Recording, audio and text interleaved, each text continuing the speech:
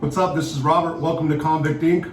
I'm going to go ahead and have Steve do this one by himself as a guest host. Remember, if you have not subscribed, please do so. If you like this video, please push like and share it with your friends, neighbors, enemies, family, whatever. Go ahead, Steve. I'm going. All right. There's the camera. Robert told me that some of y'all like to just hear tales from the prison. So I got a couple that I'm going to tell you about right now. I'm going to put it to you like this. If you have common sense, what I'm about to tell you should scare you. Bottom line. Because what I'm about to tell you is not something that I heard about, is not something that somebody told me, but it's something that I saw and something that I was aware of firsthand. At the time, I was living in 5 barracks at Cummins, which is a giant open barracks. And at that time, it held like 100 beds. I slept about 3 beds away from a guy named Driscoll. This was an old man. He was probably somewhere between 55 and 60 at the time. Now, this happened in like 1985, 84, somewhere in there. Driscoll was a mental health patient. He would talk to himself. He would sit there and he would say things like, well, I told you, if you'll just listen to me, you'll know what to do and you won't never have to worry about it again. But you won't never listen to me. That's your problem. Well, I'm not listening to you because when you tell me stuff half the time, it ain't right. And he would carry on these monologues with himself. And he would just be enthralled in this. And he would go on this way for hours. Well, everybody that knew him pretty much knew what the deal was with him. Well, one night, shift change was at 6 o'clock. And they changed shifts. And the new officers come on. And Driscoll was sitting on his bed, talking to himself, having a good old conversation. And the officer came in to count. When he did, he saw him. And because he didn't know him, he assumed that he was on drugs or drinking or something to the effect that he was inebriated in some way. So the officer tells him to go ahead and get his shoes on and follow him. Well, Driscoll's still being a little bit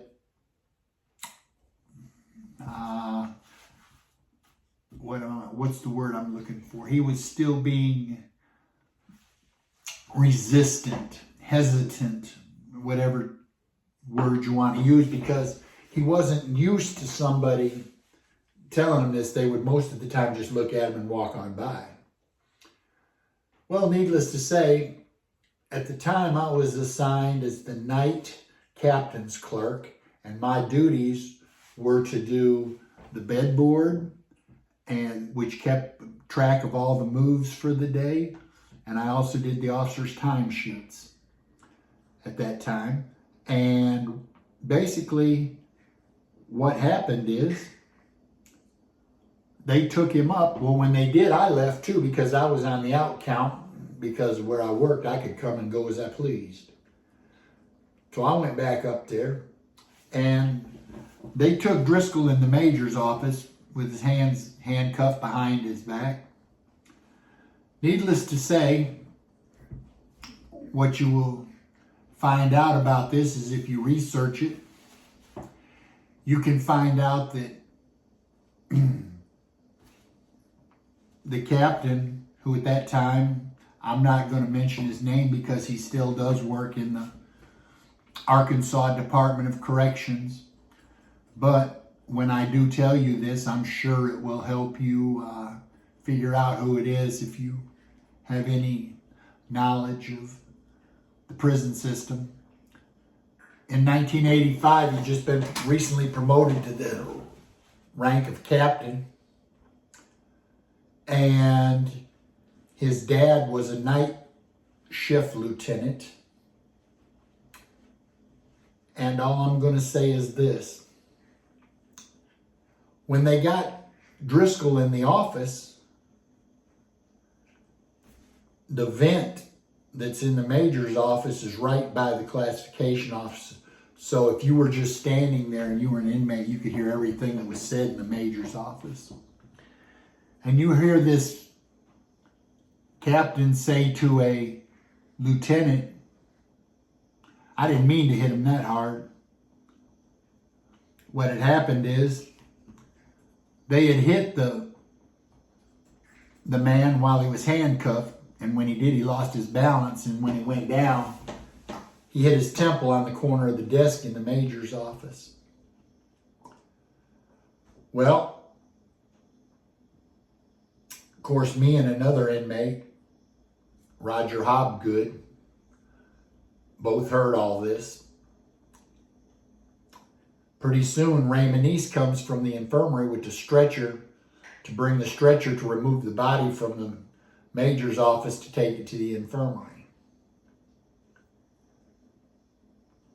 Now, these people found out what had happened to their son. Their family was notified, and they were told that the captain hit their son while he was handcuffed, and what happened. So these people have a lawsuit that could bring them definitely high six figures, probably more like 7 figures, in a lawsuit for wrongful death. Instead, what happens is the ADC contacts them, and once they find out what they know, they offer them $15,000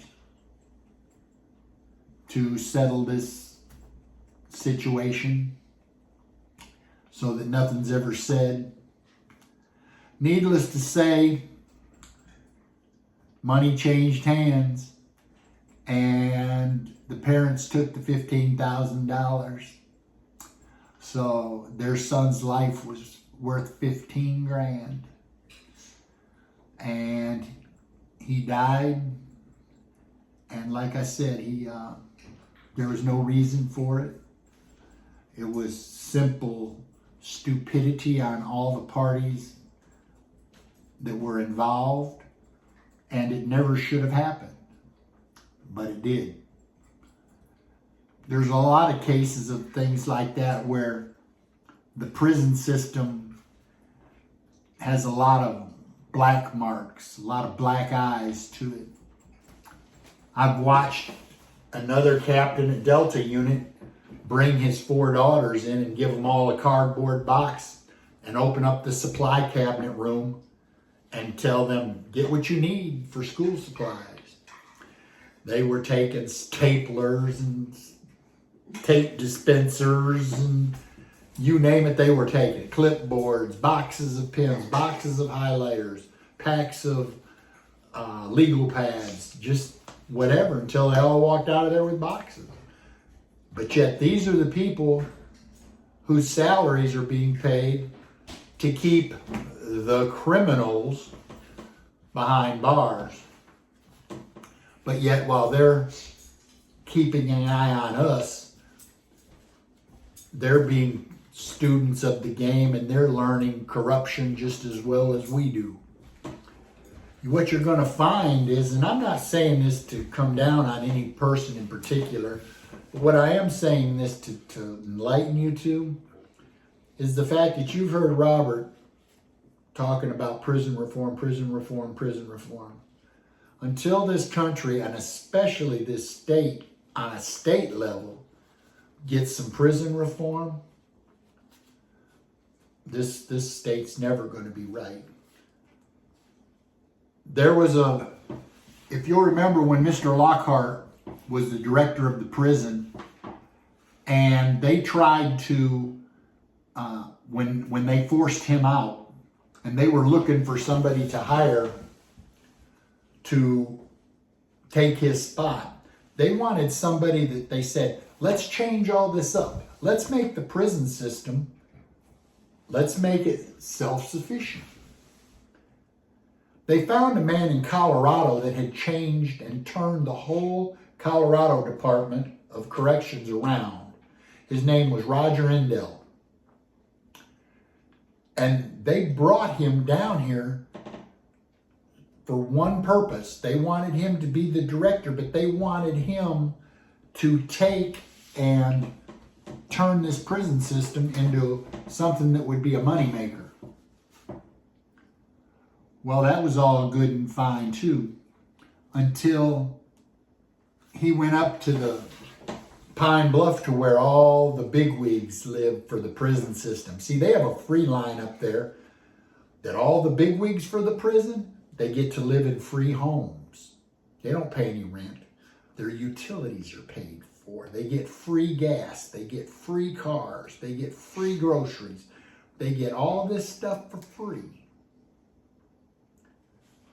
So now you've got these people that are running the prison systems that are becoming like the old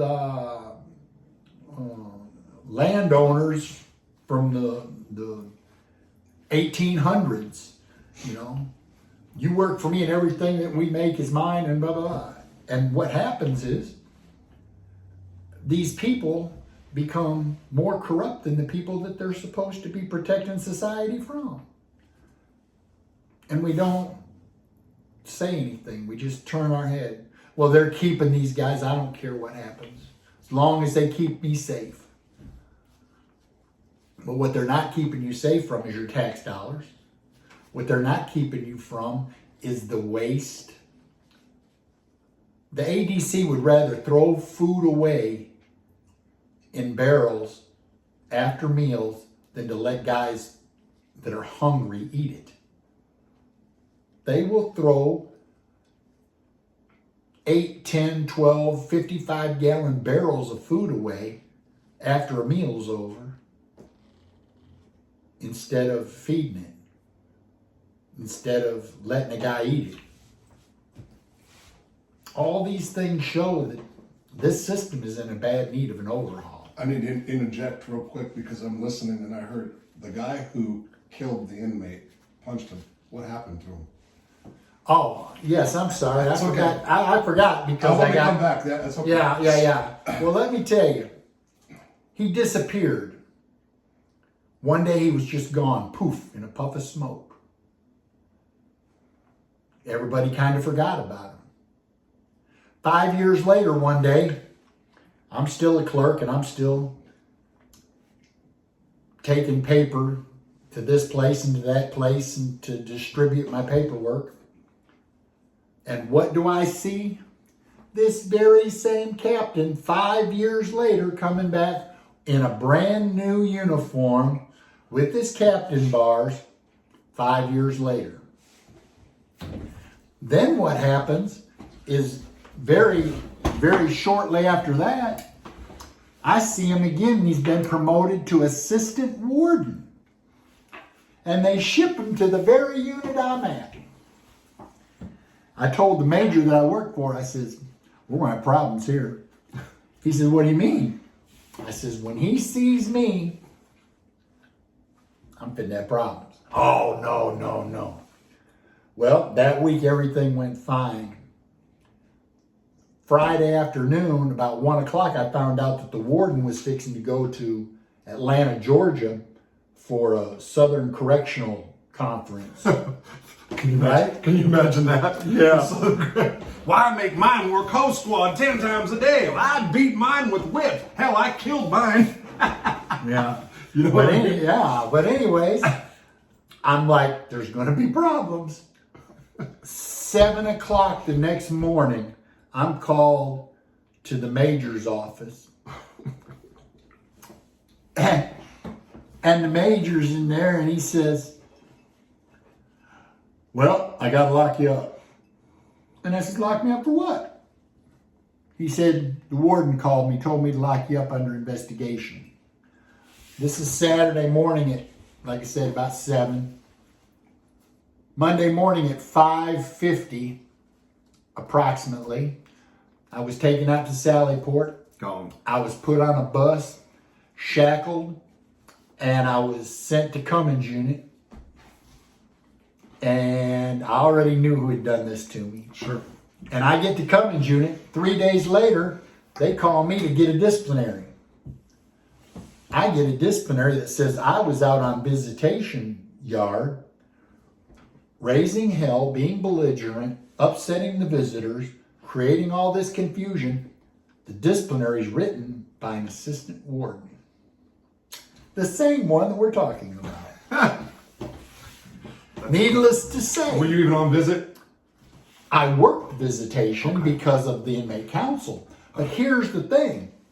When you would go out to visitation, even if you weren't visiting, you had to sign the book to be out on visitation to show that you were out there. Right. So I'm like, oh, I'm screwed. Well, it just so happens that the disciplinary judge was a guy named James Dukes, and he had been my count room supervisor. Oh, okay. So he calls me in there and he said, Steve, tell me what's going on because this does not sound like you. And I told him, I said, it's not. I said, it's all bull. So I run the whole story down, kind of like I just told y'all, except a little more in detail. And I says, I can promise you that I can prove that I wasn't on visitation.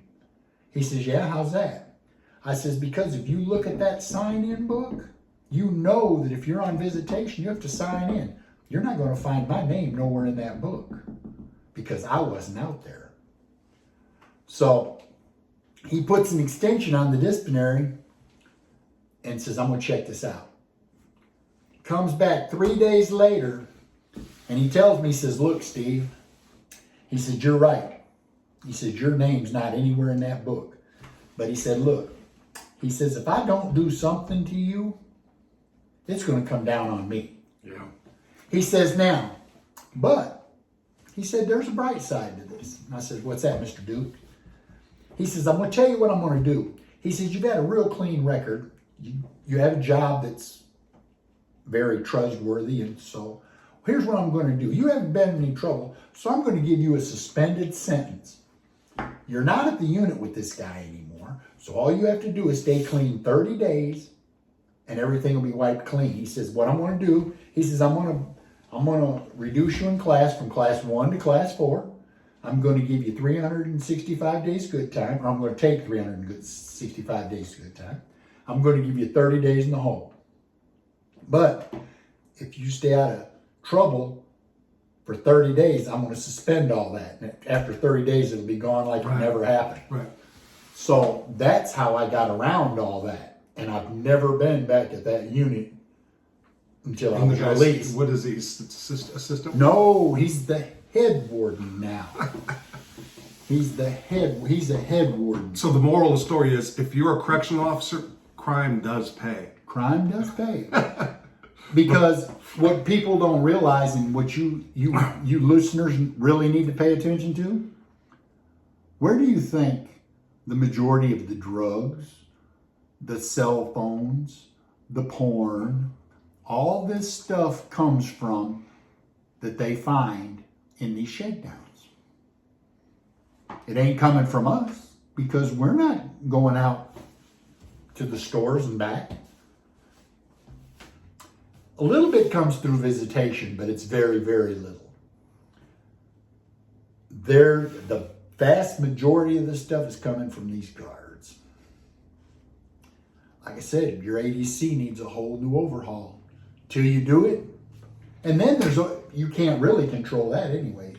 You can to a point, but there's always going to be somebody that's going to be looking for that fast buck. And when you can get, I don't know what it is now, but I can tell you in 1985, an ounce of weed was $200 in prison. Wow. You know, so I mean, I don't I know don't what it believe it. is I don't now believe here in this state, but I know in 85 it was $200 because I bought one. Yeah. And I bought it from a guard. Yeah. And I bought it from a guard simply because I told him that I would pick him some winning horses at Oaklawn, but if he hit, I expected to be paid. All right, we're going to stop this one and we're going to do one more. All right, so there it is.